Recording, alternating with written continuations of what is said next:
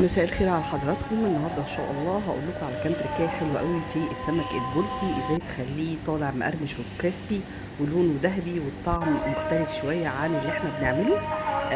قريب جدا من طعم المحلات. هقول لكم كده كام تركه حلوه. مبدئيا كده احنا واحنا بنعمل السمك، اول حاجه بنجيب حبه زيت وبننزل بالبصل، ودي اول تركه من تركات السمك المقلي. ايوه، بتجيبي البصل وتروح حاطاه على نار هاديه مع حبه زيت، عشان احنا محتاجين ميه البصل تتنكه، او الزيت عفوا يتنكه بميه البصل. ولازم السوا يكون على البارد عشان ناخد كل خلاصة البصل من ريحة وطعم والتسكيرة بتاعته. والتسكيرة دي هي اللي بتخلي السمك بتاعي لونه ذهبي.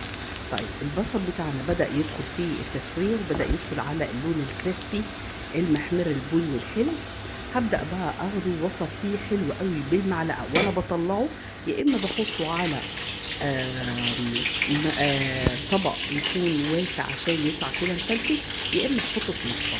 لكن اخد البصل احطه على ورق هيخلي الورق هيشرب ريحه الزيت، بس هيطريلك البصل.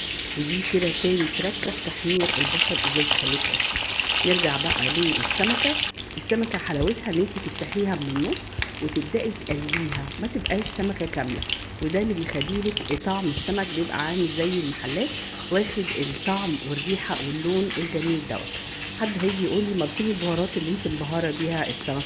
السمك لو دخل فيه البهارات بيبدا اللحمه بتاعته تطرى، حتى لو انت سويتيها. ولما تطلعيها هياخد صحيح القرمشه شويه، بعد كده القرمشه بتاعته هتطفي.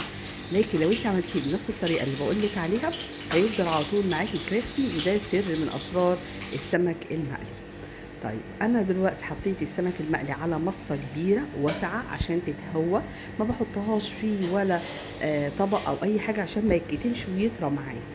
طيب هتقولي لي فين التتبيله؟ التتبيله بتاعتك بتكون على جنب، تكوني شايلاها، واول ما بيطلع السمك وبيهدى شويه بتروحي حاطه التتبيله عليه من فوق، وكده ولا كده هيتشرب معاكي السمك. انا طبعا كنت عامله جنبيه حبه من الرز بالخلطه مع الصبيط. بجد كان طعمه حلو جدا. هتشوفوا المنظر، السمكه عامله ازاي والرز عامل ازاي والتتبيله الحلوه بتاعته عامله ازاي. ظبطي بقى حاجتك، حبة سلطة، حبة طحينة، فص الليمونة. بصوا المنظر، طعم حلو جميل. جربوا التراكات اللي انا قلت لكم عليها، ان شاء الله هتعجبكم في القلي بتاع السمك البلطي. طبعا احنا عندنا كذا طريقة لتحمير السمك، بس دي اكتر حاجة ممكن اقول لكم عليها، ان هي بتطلع السمك يكون كريسبي وحلو ولونه ذهبي، بالذات للعرايس الحلوة البنانيت الصغيرين اللي ما بيعرفوش يقلوا السمك، والسمك بيتشرب منهم كتير من الزيوت. الطريقة دي ناجحة ومضمونة 100%. التزمي بس بالخطوات اللي انا قلتها لك. ولو وصلت لغاية هنا معايا في الفيديو، يا ريت ما تبخليش عليا باللايك وبالشير وبالسبسكرايب. بجد انا بديكوا تركات حلوة قوي، مفيش حد هيقولها لكم. جربوها وان شاء الله هتحبوها. طبعا انا حبيت اوريكم السمك والحلاوه والطعامه بتاعته قد ايه هو طعمه حلو. بمسك بايدي، دي سنه عن النبي عليه الصلاه والسلام، فمحدش يتريق ويقولوا ايه القرف ده ماسكه الحاجه بايديها ما تمسك بمعلقه. دي سنه عن الرسول عليه افضل الصلاه والسلام. الرسول كان بياكل بايده. والاكل بالايد متعه للناس الاكيله، هي اللي هتعرف الكلام دوت. هو ما يمنعش لو انت حابه تاكلي بالمعلقه، كل واحد بيبقى ليه ذوقه، بس انا حبيت اوريكم قد ايه الرز مفلفل، قد ايه الاكل طالع حلو، قد ايه التتبيله والكريسبي.